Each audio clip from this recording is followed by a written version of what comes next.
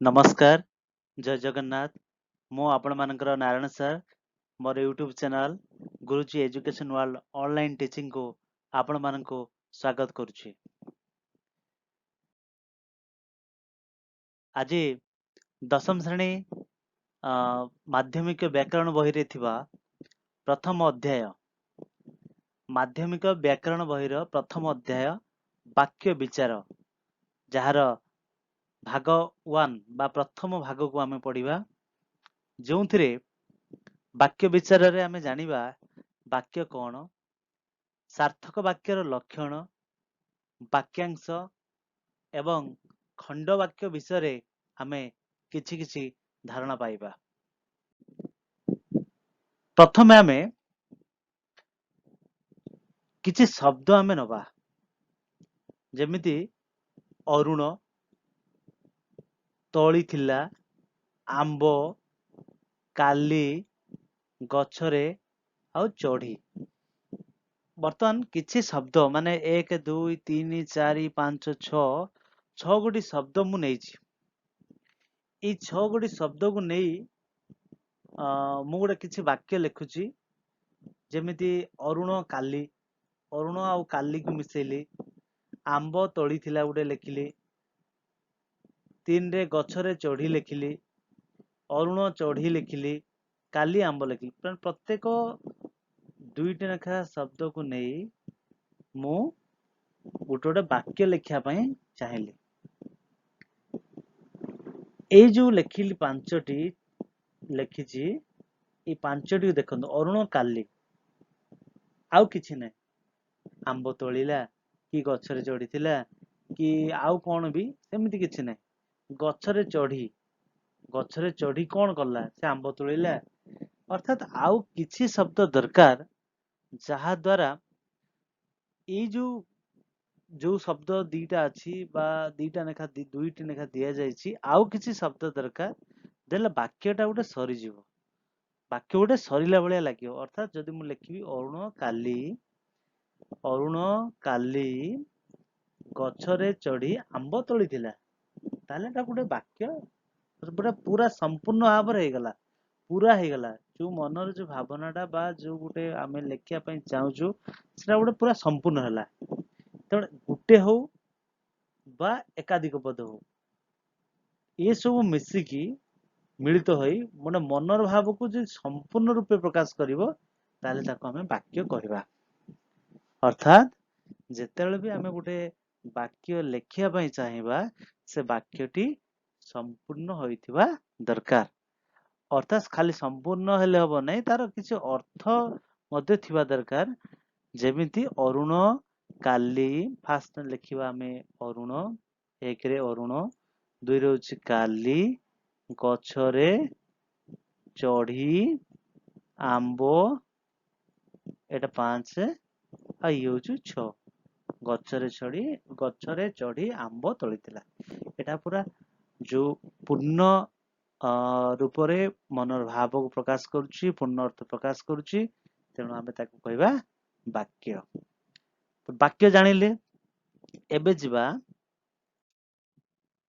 जो वाक्य आमे कहूछु से वाक्य केतरी लक्षण थिबा दरकार सार्थक वाक्यर केतरी लक्षण रहिछि जिबा आमे देखिबा एटी मु तीनोटी वाक्य आगे लिखिछि देखो बाळकोटी उडु अछि छेलटी गीत गाउछि गछटी पानी रे जळी गला एमि तीनोटा वाक्य लिखिछि। एई जो तीनोटी वाक्य मु लिखिछि ए तीनोटी वाक्य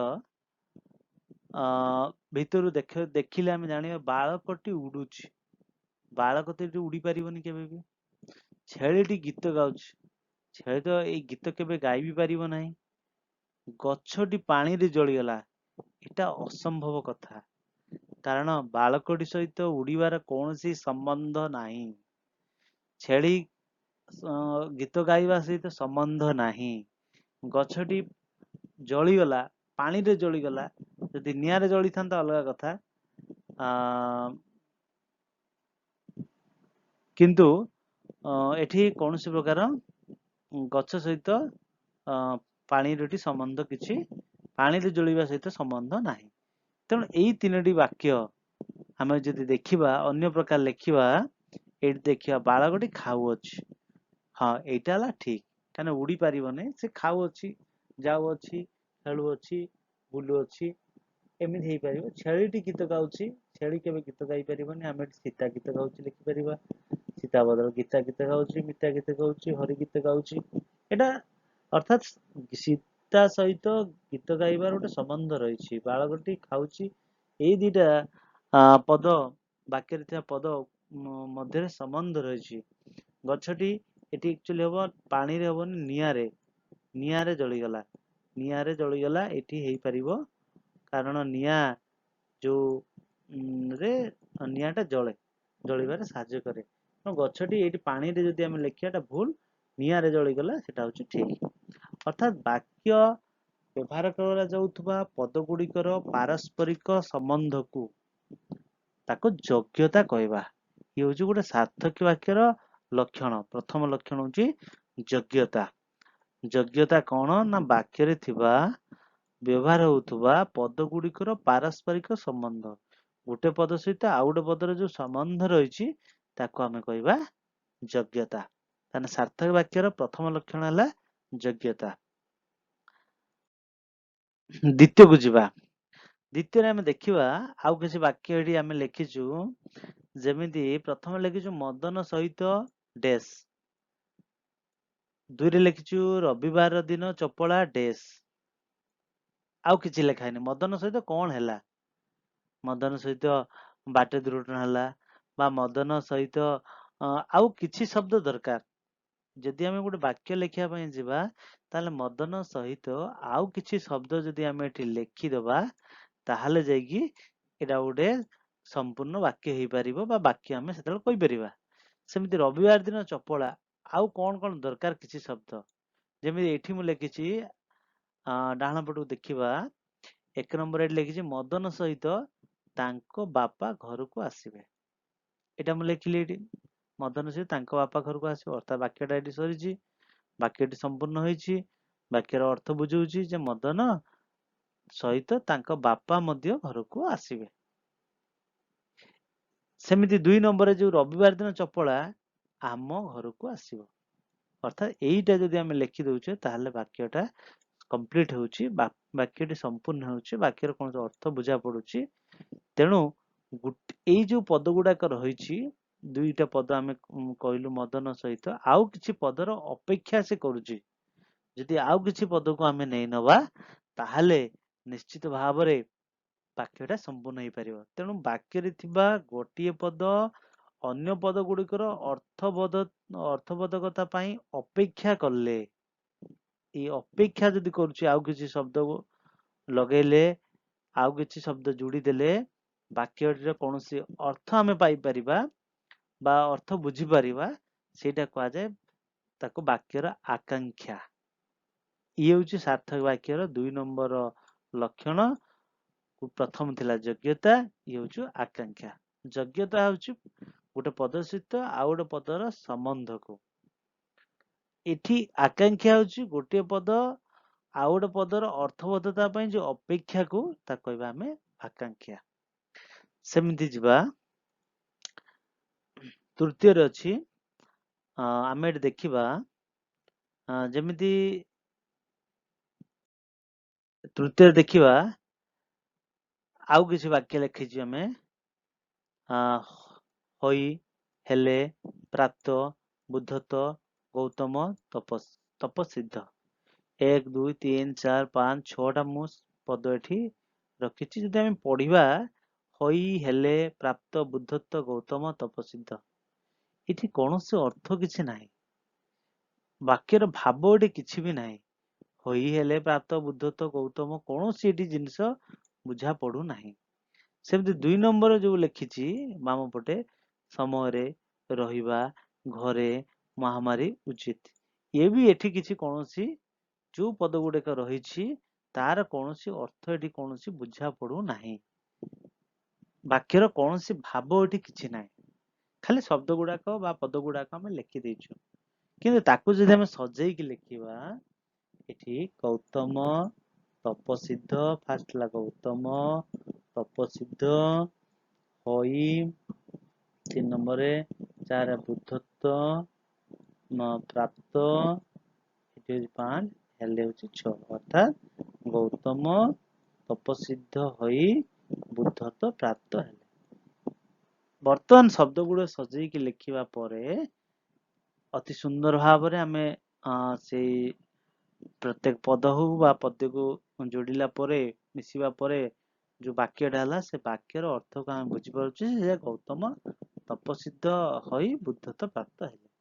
ତେଣୁ ଏଇ ବାକ୍ୟର ଅର୍ଥକୁ ବୁଝିବା ପାଇଁ ଯୋଉ ଗୋଟେ ଭାବ ଦରକାର ଅର୍ଥାତ୍ ଗୋଟିଏ ପଦ ଆଉ ଗୋଟେ ପଦ ସହିତ ଯୋଉ ସମ୍ପର୍କକୁ ଆମେ ବା ଯୋଜନା କରିବା ବା ସଜେଇକି ଲେଖିବା ସେଇଟା ହଉଛି ବାକ୍ୟର ଆସକ୍ତି ବୋଲି କୁହାଯାଏ। ବାକ୍ୟରେ ଥିବା ପଦ ଯୋଜନା ଯାହା ବାକ୍ୟର ଭାବକୁ ସୃଷ୍ଟି କରେ ତାକୁ କହିବା ଆସକ୍ତି। ଯେମିତି 2 ନମ୍ବର ଆମେ ଲେଖିଲା ସମୟରେ ରହିବା ଘରେ ମହାମାରୀ ଉଚିତ ଅର୍ଥାତ୍ ମହାମାରୀ ସମୟରେ ଘରେ ରହିବା ଉଚିତ। ଏଇଟା ଲେଖିଛେ ମହାମାରୀ ସମୟରେ ଘରେ ରହିବା ଉଚିତ ଅର୍ଥାତ୍ ଏଇ ଯଦି ବାକ୍ୟଟା ଆମେ ଲେଖି ଦଉଛୁ ଏଥିରେ ପ୍ରତ୍ୟେକ ପଦ ଆଉ ଗୋଟେ ପଦର ଭାବକୁ ଯୋଡ଼ିକି ରହିଛି ସମ୍ବନ୍ଧ ରହିଛି ନିଶ୍ଚିତ ଭାବରେ ବାକ୍ୟର ଅର୍ଥ ବି ବୁଝା ପଡୁଛି ବାକ୍ୟଟା ବୁଝି ହଉଛି। ତେଣୁ ବାକ୍ୟର ଭାବକୁ ସୃଷ୍ଟି ହଉଛି ଏଇଟା କହିବା ବାକ୍ୟର ଆସକ୍ତି ଅର୍ଥାତ୍ ବାକ୍ୟରେ ଥିବା ପଦ ଯୋଜନା ଯାହା ବାକ୍ୟର ଭାବକୁ ସୃଷ୍ଟି କରେ ତାହାକୁ କୁହାଯାଏ ଆସକ୍ତି। ତେଣୁ ଇଏ ହଉଛି ତୃତୀୟ ଲକ୍ଷଣ। ପ୍ରଥମ ଲକ୍ଷଣ ଥିଲା ଯୋଗ୍ୟତା ତାପରେ ହଉଛି ଆକାଂକ୍ଷା ତାପରେ ହଉଛି ଆସକ୍ତି। ଇଏ ହଉଛି ସାର୍ଥକ ବାକ୍ୟର 3 ଗୋଟି ଲକ୍ଷଣ।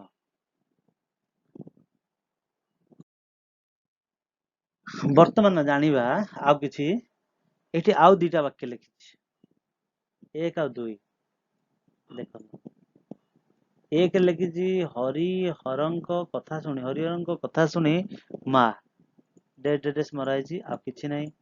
ସନ୍ଧ୍ୟା ହେଲା ଅଥଚ ପିଲାଟି ଡେସ୍ ଅର୍ଥାତ୍ ଇଏ ଗୋଟେ ବାକ୍ୟ ଯଦି ଯୋଉ ଆମେ ଲେଖିବା ପାଇଁ ଚାହୁଁଛୁ ବାକ୍ୟର କିଛି ଅଂଶ ଏଠି ଅଛି ହରିହରଙ୍କ କଥା ଶୁଣି ଆଉ କଣ ଏଠି ଆଉ ଲେଖା ହେଇନି। ଏଇ ଯୋଉ ଅଧାଟାକୁ ବାକ୍ୟରେ ଯୋଉ ବୁଝିବା ପାଇଁ ଆଉ କିଛି ପଦ ଦରକାର।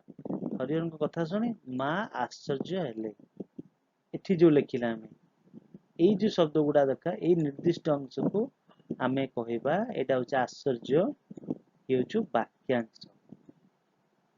ବାକ୍ୟରେ ବୁଝା ପଡୁଥିବା ନିର୍ଦ୍ଦିଷ୍ଟ ଅଂଶ ଏଇଠି ଯଦି ଆମେ ଦେଖିବା ତାକୁ କହିବା ଆମେ ବାକ୍ୟାଂଶ। ଯେମିତି ସନ୍ଧ୍ୟା ହେଲା ଅଥଚ ପିଲାଟି ଆଉ କିଛି ନାହିଁ ନା ସନ୍ଧ୍ୟା ହେଲା ଅଥଚ ପିଲାଟି ଏଠି ଘରକୁ ଆସିଲା ନାହିଁ ଏଠି ବର୍ତ୍ତମାନ ଆସିନାହିଁ।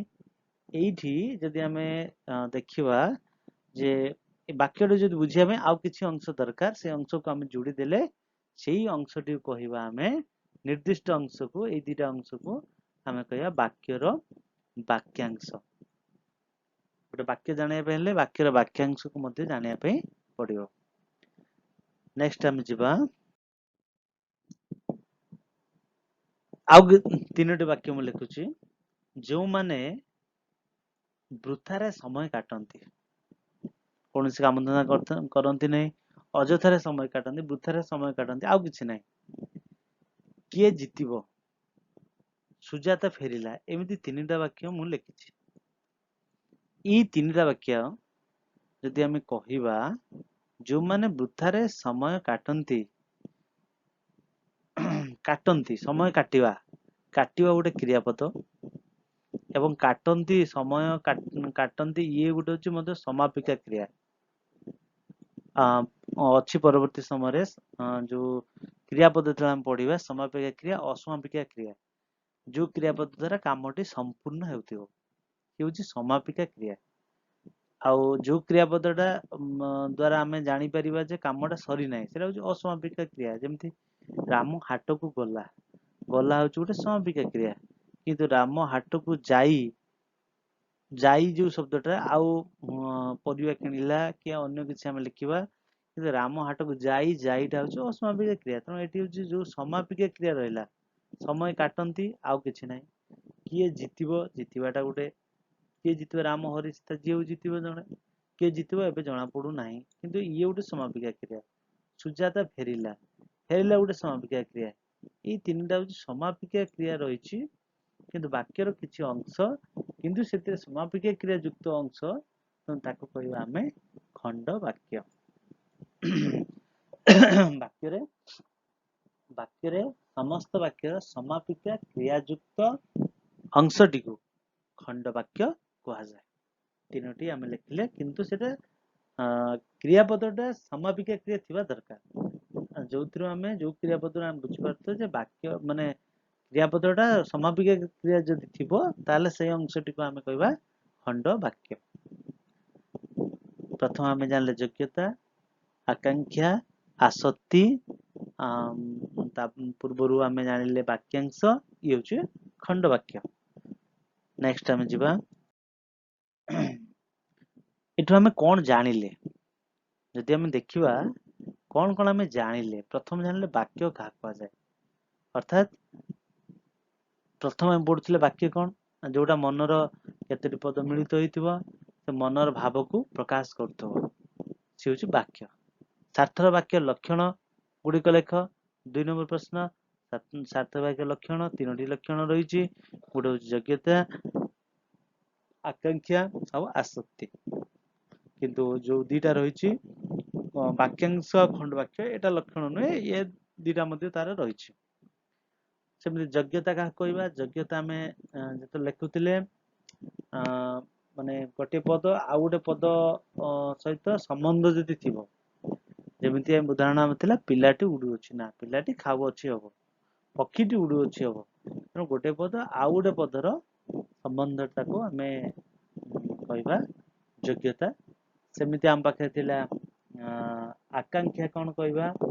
ଆମେ ଆକାଂକ୍ଷା ଯଦି ଦେଖିବା, ଯୋଉ ଶବ୍ଦ ଗୁଡାକ ଆମ ପାଖରେ ଦିଆଯାଇଛି, କିଛି ଶବ୍ଦ ଯୋଉ ବାକ୍ୟ ଯେତେବେଳେ ଆମେ ଲେଖୁଛୁ, ସେ ଶବ୍ଦ ଗୁଡାକର ଆଉ କିଛି ଶବ୍ଦର ଅପେକ୍ଷା ତଳେ ରଖିଥାଏ, ତାକୁ କହିବା ଆମେ ଆକାଂକ୍ଷା।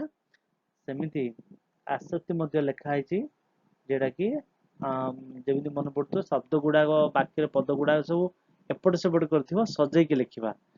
ଗୋଟେ ପଦ ସହିତ ଆଉ ଗୋଟେ ପଦ ସମ୍ବନ୍ଧ ରହିଥିବ ବା ସଜେଇକି ରହିଥିବ, ସେଟା କହିବା ଆସକ୍ତି। ସେମିତି ବାକ୍ୟାଂଶ, ତାକୁ ମଧ୍ୟ ଆମେ ଲେଖିଥିଲେ ବାକ୍ୟାଂଶ, ବାକ୍ୟର କିଛି ଅଂଶ ରହିଛି ଯାହା ଦ୍ୱାରା ବାକ୍ୟଟି ସମ୍ପୂର୍ଣ୍ଣ ହୋଇଥିବ। ଏବଂ ଖଣ୍ଡ ବାକ୍ୟ, ଖଣ୍ଡ ବାକ୍ୟ ଯୋଉଟା ହଉଥିଲା ଆମେ ସମାପିକା କ୍ରିୟା ଯୁକ୍ତ ଅଂଶ ଯୋଉଟା ଥିବ, ଯେମିତି କିଏ ଜିତିବ ବା ସୁଜାତା ଫେରିଲା, ଯୋଉ ଉଦାହରଣ ଆମେ ଲେଖୁଥିଲେ, ଇଏ ହଉଛି ଖଣ୍ଡ ବାକ୍ୟର ହଉଛି ଉଦାହରଣ। ଏତିକି ଯୋଉଟା କି ଆମେ ବାକ୍ୟ ବିଚାରର ପ୍ରଥମ ଭାଗରେ ଆମେ ଜାଣିଲେ ଯେ ବାକ୍ୟ କଣ, ତାର ଲକ୍ଷଣ କଣ, ଆଉ ସେ ଲକ୍ଷଣ ଗୁଡିକ ବିଷୟରେ ଉଦାହରଣ ସହିତ ଗୋଟି ଗୋଟି କରି ଆମେ ଆଲୋଚନା କଲେ। ନମସ୍କାର। ଯଦି ଆପଣ ମାନଙ୍କୁ ମୋର ଭିଡିଓଟି ଭଲ ଲାଗୁଥିବ, ଆପଣ ମାନେ ନିଶ୍ଚିତ ଭାବରେ ସେୟାର କରିବେ, ଲାଇକ୍ କରିବେ ଏବଂ ଚ୍ୟାନେଲକୁ ସବସ୍କ୍ରାଇବ କରିବେ। ନମସ୍କାର, ଧନ୍ୟବାଦ।